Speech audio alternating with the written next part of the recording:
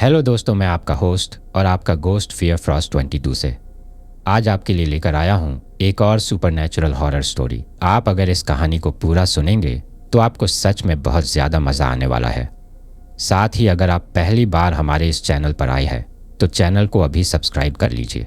ऐसा करने से हमारी और आपकी नज़दीकियाँ बढ़ जाएगी और आगे आने वाली वीडियो आप तक आसानी से पहुँच जाएगी। तो ज़्यादा समय ना लेते हुए जल्दी से अपनी कहानी को शुरू करते हैं। दोस्तों, आज की हमारी कहानी मुरादाबाद के एक नौजवान युवक महेश की है, जिनके साथ कुछ साल पहले ये डरावना हादसा हुआ था। तो चलिए इस कहानी को हम उन्हीं के नज़रिए से सुनते हैं। दोस्तों, मेरा नाम महेश है और पेशे से मैं एक कैब ड्राइवर हूँ। ये घटना आज से कुछ साल पहले यानी कि सन 2018 की है। उस वक्त मैं नया कैब ड्राइवर बना ही था, यानी कि मुझे कार चलाते हुए ज़्यादा समय नहीं हुआ था और ना ही हिमाचल की उन सुनसान रास्तों पर होने वाले डरावने हादसों के बारे में मुझे कुछ जानकारी थी। इसीलिए मैं दिन के समय के साथ साथ रात में भी बेखौफ होकर कार चलाया करता था। मैंने कभी भी मेरे जीवन में यह नहीं सोचा था कि कभी मेरे साथ भी कोई ऐसा डरावना हादसा हो सकता है जिसकी वजह से मेरे जीवन का एक बहुत बड़ा हिस्सा खराब हो जाएगा।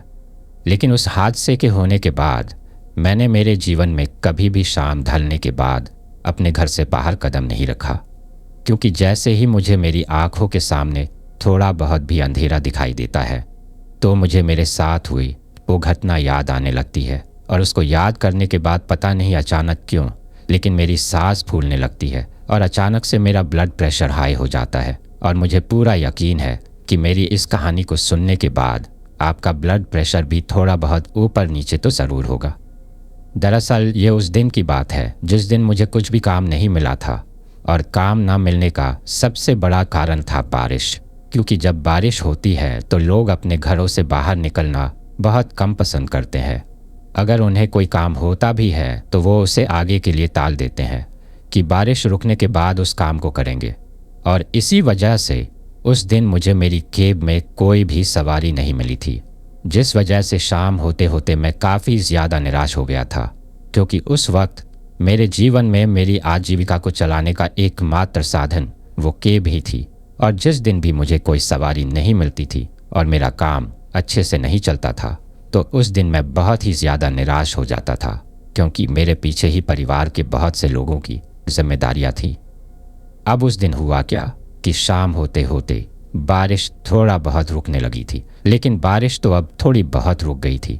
पर मैंने सोचा कि इस वक्त अब शायद मुझे कोई भी सवारी नहीं मिलेगी, इसीलिए मैं अपनी कार को लेकर अपने घर की तरफ जा रहा था। उस वक्त तक लगभग शाम के 7 बज चुके थे।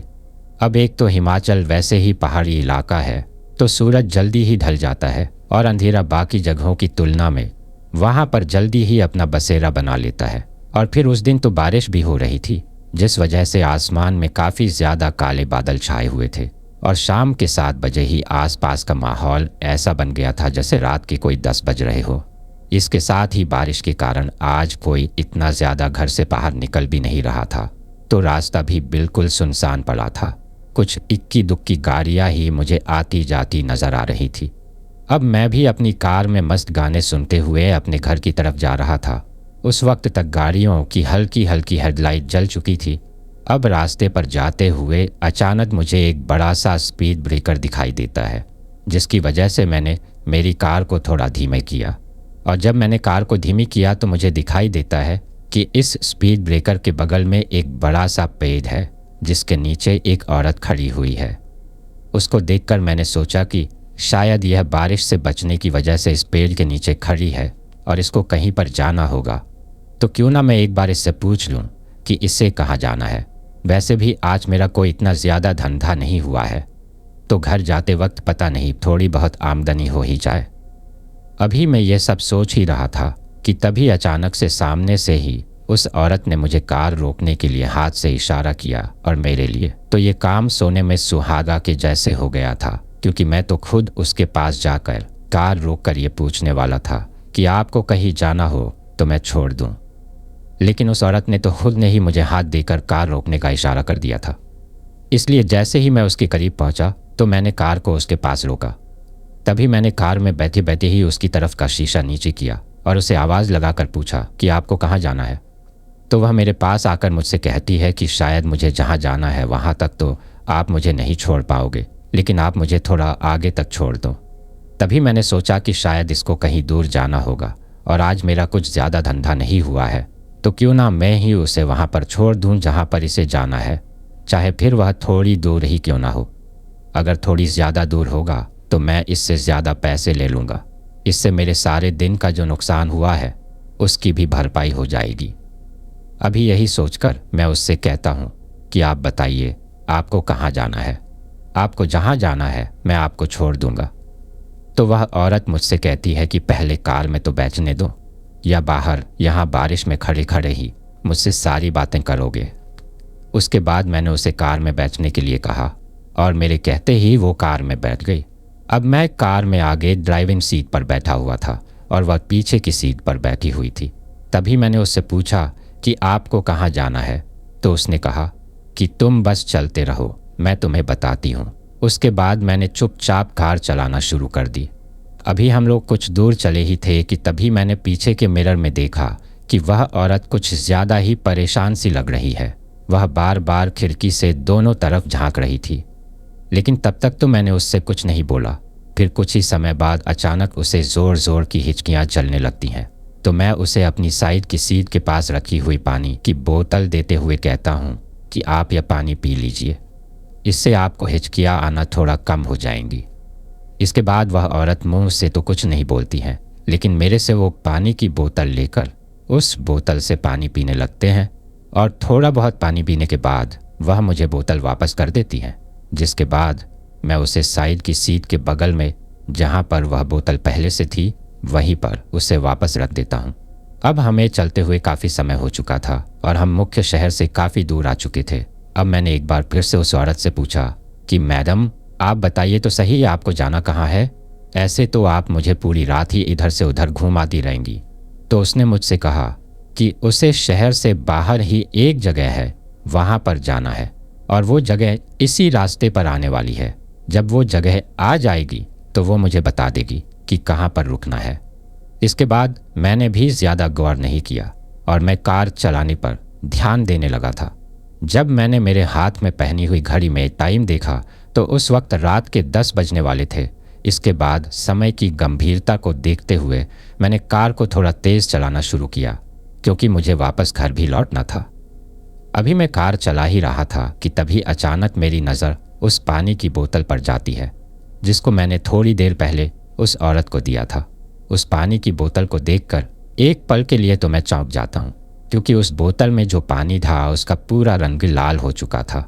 उसे देखकर ऐसा लग रहा था कि जैसे उसमें पानी नहीं बल्कि खून भरा हो। तभी मैंने कार चलाते हुए मन ही मन सोचा कि जब मैंने इस बोतल को वापस यहाँ पर रखा था तो इसमें बिल्कुल साफ पानी था, तो फिर अचानक इस बोतल को यहीं पर रखे रखे इसका कलर इतना ज़्यादा लाल कैसे हो गया है। तभी मैंने एक नज़र पीछे के मिरर पर मारी और पीछे का नज़ारा देखकर तो मेरी तो हालात ही ख़राब हो गई थी। वह औरत जो मेरी कार में मेरे पीछे बैठी हुई थी उसके मुंह से बार बार खून निकल रहा था और वह अपनी साड़ी के पल्लू से उस खून को बार बार साफ कर रही थी। अभी मैं उस औरत की तरफ देख ही रहा था कि तभी अचानक उसकी नज़र भी उस मिरर की तरफ पड़ती है और हम दोनों की नज़रें मिल जाती हैं। नज़रें मिलते ही वह औरत मुझसे कहती है कि क्या देख रहे हो, अपना ध्यान कार चलाने में लगाओ। तभी मैंने मन ही मन सोचा कि कहीं आज मैं किसी मुसीबत में तो नहीं फंस गया हूँ, और इसके बाद मैंने थोड़ी हिम्मत करके उस औरत से पूछा कि मैडम आपसे एक बात पूछूं, आपने जब इस बोतल में पानी पिया तो इसका पानी बिल्कुल साफ था, लेकिन अचानक से इसका पानी खून की तरह लाल हो गया है और आपके मुंह से भी बार बार ये खून क्यों निकल रहा है। मेरे इतना कहने पर वह औरत मुझसे कहती है कि इस बोतल का रंग लाल इसलिए हो गया है क्योंकि मैं इंसानों का खून पीती हूँ और ये मेरे मुंह से जो खून निकल रहा है वो भी इंसानों का ही है। और मुझे इतना कहकर वह औरत ज़ोर ज़ोर से हंसने लगती है। अब मैं थोड़ा सा डर गया था, पर मैंने सोचा कि शायद ये मैडम मेरे साथ मजाक कर रही है। तभी मैं उस औरत से कहता हूँ कि क्या मैडम आप भी कैसा मजाक करते हो। तभी उस औरत ने अचानक से बड़ी ही गंभीर आवाज़ में मुझसे कहा कि तुम जैसे लोगों की यही तो कमी होती है, कि वो हर चीज़ को मजाक समझने लगते हैं। अब यह सुनकर तो मैं थोड़ा डर जाता हूँ, लेकिन अब मैं कर भी क्या सकता था, क्योंकि जब मैंने सामने की तरफ देखा तो मैं शहर से दूर एक बहुत ही सुनसान और वीरान रास्ते पर आ चुका था, जिसके चारों तरफ घना जंगल और सिर्फ अंधेरा था। अगर मैं शहर में किसी आबादी वाली जगह पर होता तो मैं इसी समय मेरी कार को रोककर उस औरत को नीचे उतार देता, लेकिन मुझे उस जगह पर उससे पंगा लेना ठीक नहीं लगा। इसके बाद कार चलाते हुए मुझे अचानक मेरे पैरों के नीचे कुछ चिपचिपा सा महसूस होता है, और जब मैंने गौर से नीचे मेरे पैरों की तरफ देखा तो वहाँ पर मेरे पीछे की साइड से बहता हुआ कुछ खून के जैसा आ रहा था, और जब मैंने गौर से उसे देखा तो वो खून ही था। इसके बाद मुझे पक्का यकीन हो गया था कि आज मैंने एक बहुत बड़ी मुसीबत को अपनी कार में बिठा लिया है। अभी मैं मेरे पैरों की तरफ देख ही रहा था कि तभी अचानक मेरी कार एक झटका खाकर उस सुनसान रास्ते पर रुक जाती है। मैं कार में बैठा बैठा ही बार बार चाबी मारकर कार को दोबारा स्टार्ट करने की कोशिश करता हूँ, पर मेरे कई बार कोशिश करने पर भी कार स्टार्ट नहीं होती है। इसके बाद मैं उस औरत से कहता हूँ कि आप रुकिए, मैं ज़रा देखता हूँ, लेकिन इसके जवाब में उस औरत ने मुझे कुछ नहीं बोला और वह बस चुपचाप बैठी रही। मुझे भी मेरे बचने का यह एक बहुत अच्छा मौका मिल गया था। मैंने सोचा यहाँ से बहुत दूर भाग जाऊंगा और अपनी जान बचा लूंगा। अब मैं कार से नीचे उतरता हूँ और आगे जाकर कार का इंजन चेक करने के लिए उसका बोनट खोलता हूँ। अब मैं इंजन को चेक करते हुए बार बार मन में यही सोच रहा था कि मैं यहाँ से भागूं या नहीं भागूं। फिर अचानक से एक बार मेरी नज़र कार में बैठी उस औरत के ऊपर पड़ती है, और जैसे ही मेरी नज़र उसकी तरफ पड़ती है तो मेरे पैर थर थर कांपने लगते हैं। मेरे सर से बहुत ज़्यादा पसीना निकलने लगता है और मुझे यकीन हो गया था कि आज मैंने अपनी मौत को अपनी कार में बिठा लिया है, क्योंकि जब मैंने उस औरत की तरफ नज़रें घुमाई तो मैंने देखा कि मेरी कार में एक की जगह दो औरत बैठी हुई है, और वह दूसरी औरत भी बिल्कुल उस औरत की तरह ही लग रही थी, या यूं कहूँ कि बिल्कुल उसकी कॉपी ही थी। उस दूसरी औरत के मुंह से भी बार बार खून ही निकल रहा था, और वह भी अपनी साड़ी के पल्लू से बार बार अपने मुंह को साफ कर रही थी। लेकिन मेरे इतना डरने की वजह सिर्फ यही नहीं थी, बल्कि मेरे इतना ज़्यादा डरने की वजह कुछ और थी, क्योंकि जब मैंने उस औरत की तरफ देखा तो उस औरत के सर से उसके बाल ही गायब थे। अब मुझे वो बिल्कुल गंजी दिखाई दे रही थी। इसके साथ ही उसका चेहरा भी पहले से काफ़ी ज़्यादा बदल चुका था, और वह इस तरह से बदला था कि उसे देखने के बाद किसी कमज़ोर दिल के इंसान या किसी बच्चे को तो वहीं पर हार्ट अटैक आ जाए। अब मैं मन ही मन सोच ही रहा था कि मैं ऐसा क्या करूं कि इसके चंगुल से बच जाऊं। तभी अचानक मुझे मेरे कंधे पर किसी के हाथ रखने का आभास होता है। मुझे ऐसा लगता है कि जैसे मेरे पीछे कोई खड़ा है और उसने मेरे कंधे पर हाथ रखा है, और जब मैं उसे देखने के लिए पलटता हूँ तो मेरे पलटने पर मुझे जो दिखाई देता है उसे देखकर मैं इतना ज़्यादा चौंक जाता हूँ कि मुझे अचानक से एक धक्का सा लगता है और मैं वहीं पर नीचे गिर जाता हूँ। अब मेरे मुंह से कुछ आवाज़ भी नहीं निकल रही थी, क्योंकि मेरे सामने जो मंजर था वो इतना ज़्यादा भयानक था कि मुझे उस वक्त कुछ समझ ही नहीं आ रहा था कि ये सब मेरे साथ क्या हो रहा है। क्या ये हकीकत है या फिर मैं कोई सपना देख रहा हूँ? क्योंकि जब मैंने पलट कर पीछे देखा तो मुझे वही औरत मेरे पीछे खड़ी दिखाई देती है, जिसे अभी जस्ट पहले ही मैं लगातार कार में बैठे हुए देख रहा था। तो वह अचानक मेरे पीछे कैसे आ गई, और इस बार मेरे पीछे सिर्फ वह अकेली नहीं थी, बल्कि उसकी जैसी ही सैकड़ों औरतें उसके पीछे थीं जो बिल्कुल हूबहू उसकी तरह ही दिख रही थी। अब मैं ज़मीन पर पड़ा पड़ा लगातार एक तक उसकी तरफ ही देख रहा था, और वो भी मुझे घूरे जा रही थी। और फिर अचानक वह ज़ोर ज़ोर से हंसने लगती है, और उसके साथ साथ उसके पीछे उसकी तरह ही दिखने वाली वो औरतें भी हंसने लगती हैं।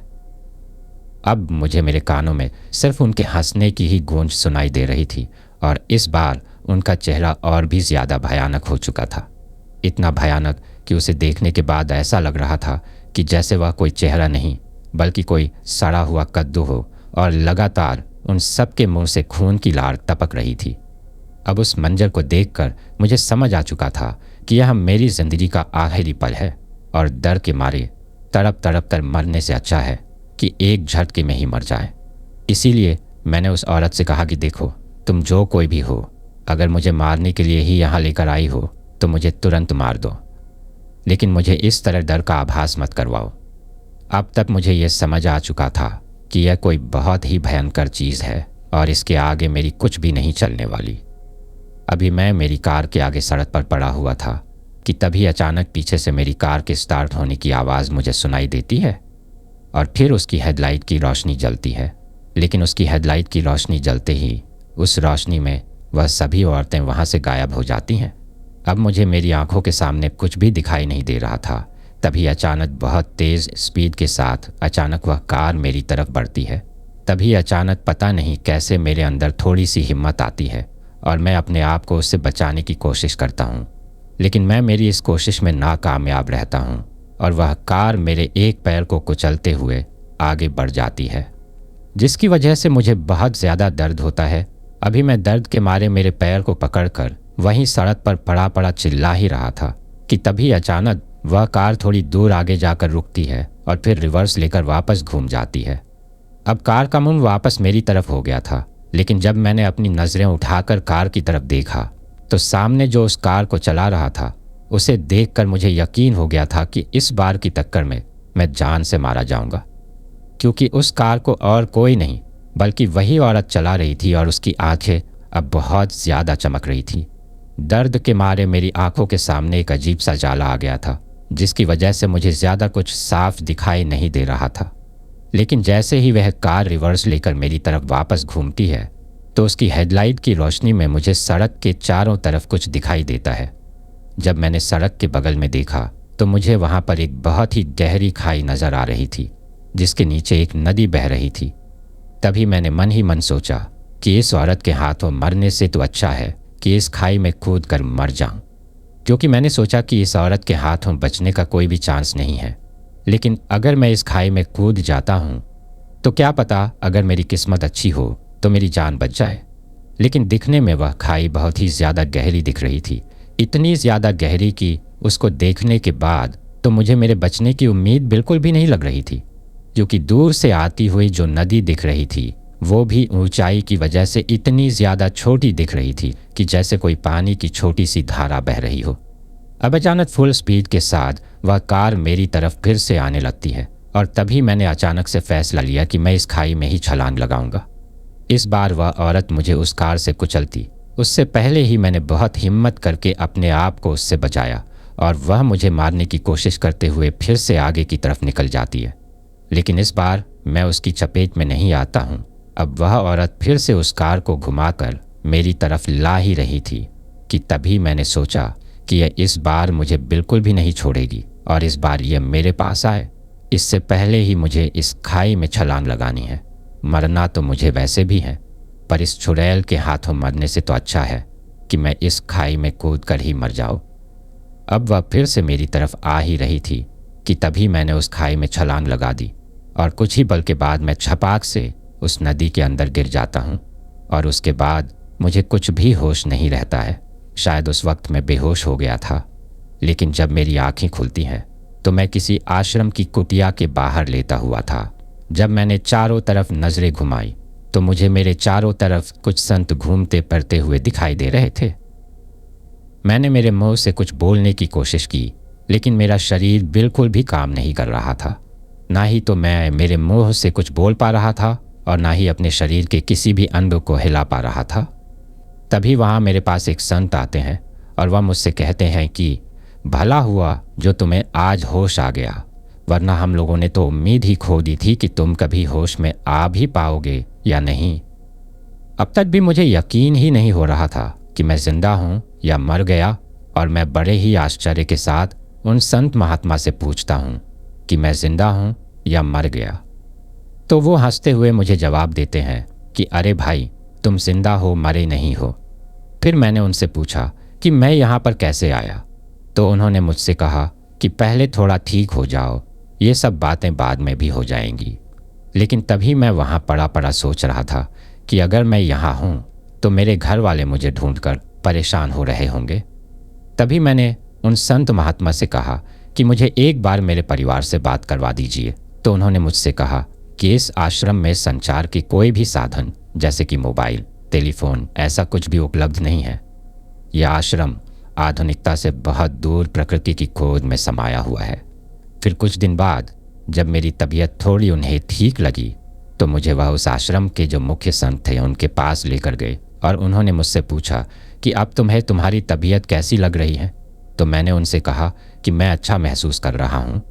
इसके साथ ही मैंने उनसे कहा कि मैं कई दिनों से यह जानने की कोशिश कर रहा हूँ कि मैं यहाँ तक कैसे आया, तो कृपया करके आप मुझे बताइए। तो उन्होंने मुझसे कहा कि जब हम सुबह नदी में नहाने के लिए गए तो तुम हमें उस नदी में बहते हुए दिखाई दिए, इसीलिए हमने तुम्हें वहाँ से बचाया। फिर उन संत महात्मा ने मुझसे पूछा कि आखिर तुम उस नदी में गिरे कैसे, और तुम्हारे एक पैर में भी बहुत ज़्यादा चोट लगी हुई थी। तभी मैंने उस रात मेरे साथ जो घटना हुई थी वह सब कुछ उन संत महात्मा को बताया। तो फिर उन्होंने मुझसे जो बात कही उसको सुनने के बाद मुझे यकीन नहीं हो रहा था कि मैं इतने बड़े मुसीबत के जाल से आखिर उस दिन बचा तो बचा कैसे। उन्होंने मुझे बताया कि इस नदी के बगल से ऊपर पहाड़ी पर जो रास्ता है और जहाँ से शायद तुम गिरे थे, उस रास्ते पर अक्सर एक छलावा देखा गया है जो कई बार अलग अलग रूप लेकर मुख्य शहर की ओर जाता है और वहाँ से लोगों को अपना शिकार बनाकर शहर से इतनी दूर इस रास्ते पर लेकर आता है और यहाँ लाकर वह लोगों को मार देता है। और अब तक इस रास्ते पर कई लोगों की अज्ञात लाशें भी मिली है। उन लोगों को भी ठीक वैसे ही कुचलकर मारा गया था जैसे तुम्हारा पैर कुचला हुआ है। पर शायद उस दिन तुम्हारी किस्मत थोड़ी अच्छी थी जो तुम उस छलावे के चंगुल से बच गए, वरना आज तक तो उसने कई लोगों को मौत के घाट उतार दिया है। इसी वजह से आश्रम का कोई भी व्यक्ति सूरज ढलने के बाद उस रास्ते की तरफ कभी भी नहीं जाता है। कहा जाता है कि वह छलावा इतना खतरनाक है कि वह किसी भी प्रकार का रूप लेकर इंसान को आकर्षित कर सकता है। इसके बाद उन आश्रम के लोगों ने मुझे मेरे घर तक पहुंचने में मेरी काफ़ी मदद की, और जब मैं मेरे घर पर पहुंचा तो मेरे घर वालों ने मुझे कहा कि हमने तो तुम्हें मरा हुआ समझ लिया था, क्योंकि मुझे मेरे घर वालों ने बताया कि तुम्हें गायब हुए आज लगभग 2 महीने हो चुके हैं, जिसकी वजह से घर वालों ने पुलिस में भी मेरी गुमशुदगी की रिपोर्ट दर्ज करवाई थी। और जब आश्रम से शहर की तरफ में आ रहा था तो मैंने भी देखा था कि शहर की कई जगहों पर मेरी फ़ोटो के साथ गुमशुदगी के पोस्टर लगे हुए थे। तभी घर वालों ने मुझसे कहा कि हमने पूरे शहर में तुम्हारी गुमशुदगी के पोस्टर लगवा दिए थे कि काश तुम किसी को दिख जाओ और तुम्हारी खबर हम तक पहुंच जाए। लेकिन इतना वक्त गुजरने के बाद हमारी उम्मीद टूट चुकी थी और मन ही मन हमने यह मान लिया था कि तुम शायद अब मर चुके हो। घर वालों ने मुझे मरा हुआ मान लिया था, मुझे इसका कोई गम नहीं था, लेकिन मुझे गम था तो सिर्फ एक बात का, और उस बात का गम मुझे आज तक भी है कि उस हादसे में मैंने मेरे एक पैर को हमेशा के लिए खो दिया था, जिसकी वजह से अब मैं मेरी ज़िंदगी में कभी भी कार नहीं चला सकता। दोस्तों, ये थी हमारी आज की कहानी। कैसी लगी आपको ये कहानी? कमेंट करके ज़रूर बताइएगा, और अगर आपको ये कहानी पसंद आई हो तो इसे प्लीज़ लाइक ज़रूर कर दीजिएगा। मेरे चैनल में इसी तरह की कई और दिलचस्प कहानियाँ हैं, उन्हें भी ज़रूर सुनिएगा। और अगर आपने अभी तक चैनल को सब्सक्राइब नहीं किया है तो प्लीज़ चैनल को सब्सक्राइब ज़रूर कर लीजिएगा। आपका ये छोटा सा सहयोग हमें आपके लिए ऐसी ही कहानियाँ लाने के लिए प्रोत्साहित करता है। तो दोस्तों, फिर मिलते हैं नेक्स्ट फ्राइडे को एक नई हॉरर कहानी के साथ। तब तक के लिए take care and stay tuned only at fear frost 22।